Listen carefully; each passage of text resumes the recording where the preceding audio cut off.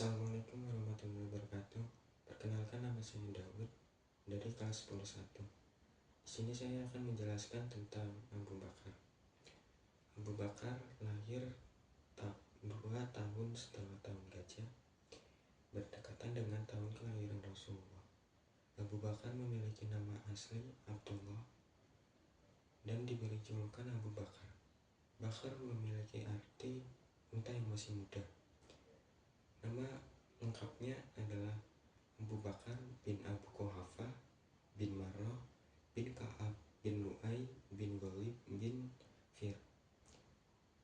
Pada masa jahiliyah, Abu Bakar adalah teman akrabnya Rasulullah dalam mencari-cari Tuhan.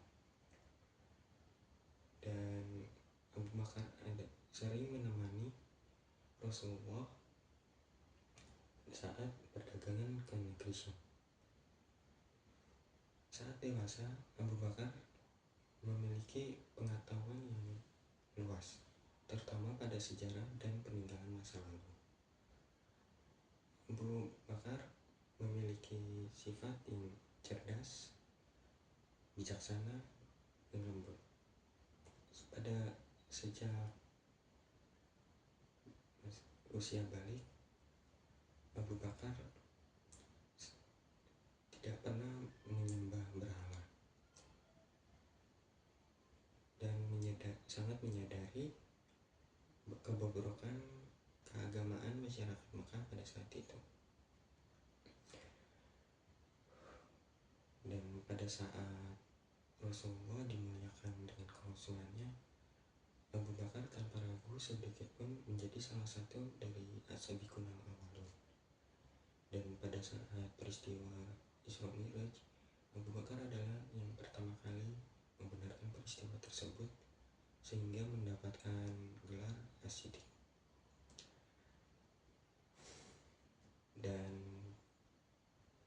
pada saat peristiwa hijrah ke Madinah, Abu Bakar mendapat kehormatan dengan menemani Rasulullah menjadi salah satu seseorang yang berada di dalam gua. Dalam sejarah pun, Abu Bakar selalu mengikuti peperangan dalam membela Islam. Abu Bakar pernah menjadi pemegang ar-rayah pada saat perang Tabuk. Abu Bakar pernah diperintahkan oleh Rasulullah untuk memimpin rombongan haji pada tahun ke-9 Hijriah. Rasulullah pun pada saat Rasulullah sakit, Abu Bakar diminta oleh Rasulullah untuk menjadi imam sholat umat muslim setelah beliau wafat. Pengangkatan Abu Bakar Siddiq. Setelah wafatnya Rasulullah, umat muslim bimbang dan tidak percaya atas berita tersebut. Maka Abu Bakar pun berpidato pada umat muslim dan berkata, "Wahai sekalian manusia, barang siapa yang menyembah Muhammad, maka Muhammad telah wafat. Dan barang siapa yang menyembah Allah, maka Allah tidak akan pernah mati selamanya." Dilanjutkan dengan Abu Bakar yang membaca surat Al-Imran ayat 144 yang memiliki arti, "Dan Muhammad hanyalah seorang rasul. Sebelumnya telah berlalu beberapa rasul.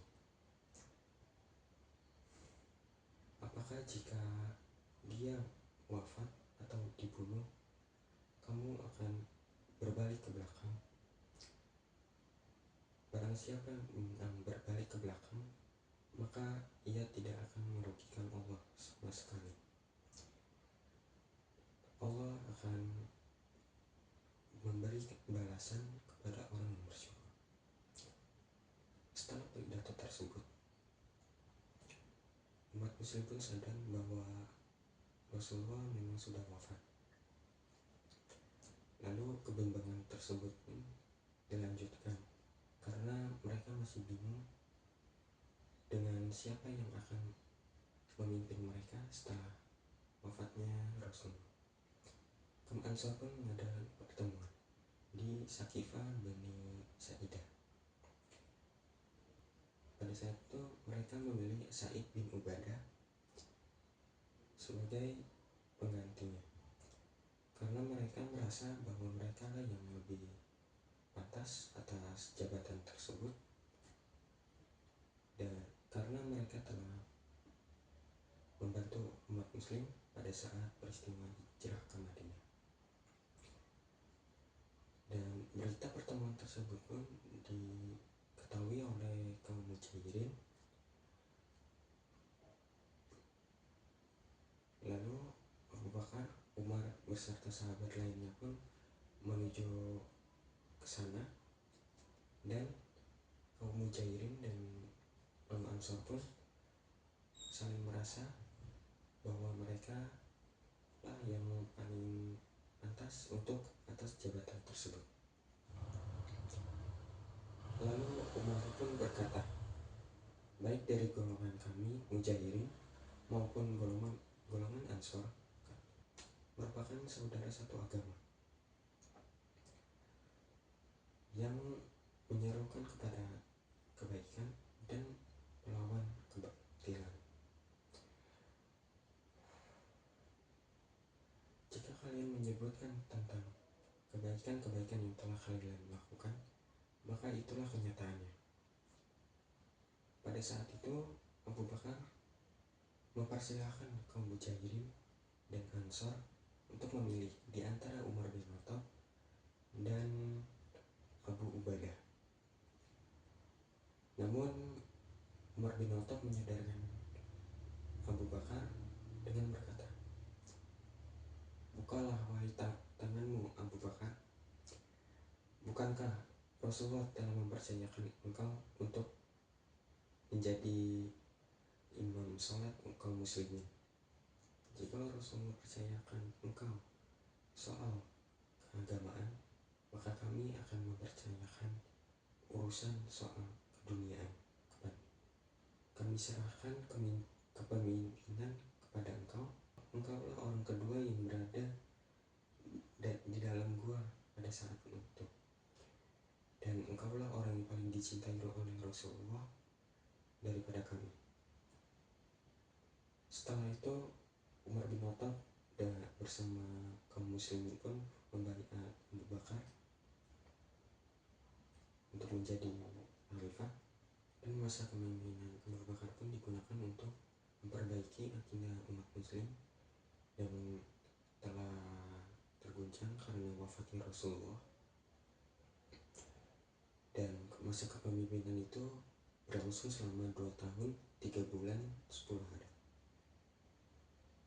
Abu Bakar wafat setelah menderita sakit selama kurang lebih 15 hari dan wafat pada tanggal 21 Jumadil Akhir pada tahun 13 Hijriah atau 22 Agustus 634 Masehi. Beliau dimakamkan di kamar Aisyah di samping makam Rasulullah. Substansi dan strategi dakwah Abu Bakar. Yang pertama adalah perang Riddah, yaitu perang melawan kemurtadan. Yaitu kemurtadan yang dilakukan oleh umat muslim setelah Rasulullah wafat. Dan peperangan itu dimenangkan oleh umat muslim yang dijenerali oleh Khalid bin Walid. Yang kedua adalah kodifikasi Al-Quran.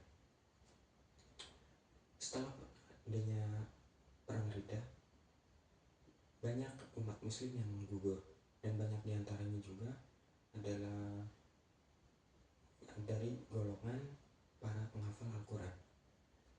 Lalu karena merasa khawatir, Umar bin Khattab pun menyarankan Abu Bakar untuk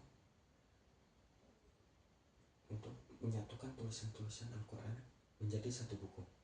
Lalu Abu Bakar memilih Zaid bin Sabit untuk memimpin kesimpulan ayat-ayat Al-Quran tersebut.